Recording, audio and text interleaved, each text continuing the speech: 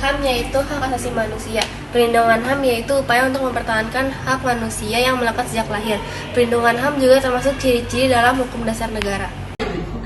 Jadi hak asasi manusia itu bertujuan untuk melindungi dan menghormati setiap hak-hak dasar individu tanpa melakukan diskriminasi. Hak asasi manusia juga dapat menciptakan masyarakat yang adil, damai, dan sejahtera. Ada dua individu yang dapat mempertanggungjawabkan hak asasi manusia. Yang pertama adalah lembaga yang terkait dengan pertanggungjawaban hak asasi manusia dengan melindungi, membela, dan menjamin hak asasi manusia tersebut. Dan yang kedua itu adalah kita sendiri sebagai manusia harus mempertanggungjawabkan hak-hak manusia lain dengan melindunginya dan menghormatinya. Nah, setelah itu contoh hak asasi manusia. Salah satu contoh dari hak asasi manusia adalah hak untuk mengeluarkan suara. Apa itu hak untuk mengeluarkan suara? Hak untuk mengeluarkan suara merupakan hak yang dimiliki masyarakat untuk memberi pendapat terhadap hal-hal yang mempengaruhi hidup mereka, dan hak untuk masyarakat memilih solusi dari masalah yang mempengaruhi hidup mereka. Selain itu tujuan dari hak untuk mengeluarkan suara. Tujuannya itu adalah agar pendapat masyarakat dapat didengar saat melakukan diskusi penting. Dan contohnya dalam kehidupan sehari-hari seperti berpartisipasi dalam pemilu, berpartisipasi dalam diskusi, memberi pendapat, dan membuat artikel.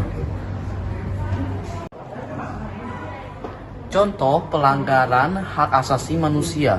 Nomor 1, diskriminasi, yaitu perlakuan yang tidak adil berdasarkan ras, agama, gender, dan lain-lain. Nomor 2, kekerasan, yaitu tindakan kekerasan fisik atau psikis. Nomor 3, pelecehan, yaitu tindakan yang merugikan dan merendahkan martabat orang lain. Nomor 4, bullying, yaitu tindakan kekerasan atau intimidasi kepada orang lain.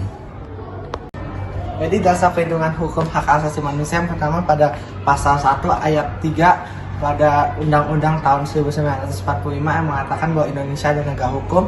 Yang kedua pada Undang-Undang nomor 39 tahun 1999 yang menjabarkan tentang hak asasi manusia. Yang ketiga pada Undang-Undang nomor 26 tahun 2000 yang menjelaskan tentang pengadilan hak asasi manusia. Dan terakhir yaitu pada Undang-Undang nomor 27 tahun 2022 yang menjelaskan tentang rahasia data pribadi. Jadi perlindungan hak asasi manusia di Indonesia dimulai dari gerakan nasionalis sebelum kemerdekaan hingga upaya-upaya pemajuan hak asasi manusia.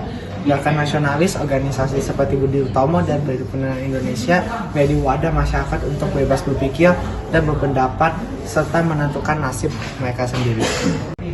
Setelah itu ada organisasi Sarekat Islam. Organisasi Sarekat Islam merupakan organisasi yang ingin menghapus diskriminasi dan kolonialisme. Mereka ingin melakukan usaha-usaha tersebut melalui norma-norma hak asasi manusia yang sesuai dengan ajaran Islam. Dan setelah itu ada tokoh seperti Are Kartini. Dia melalui usaha-usahanya seperti usaha untuk meningkatkan kualitas dan kehidupan perempuan di Indonesia, menyebarkan gagasan hak asasi manusia.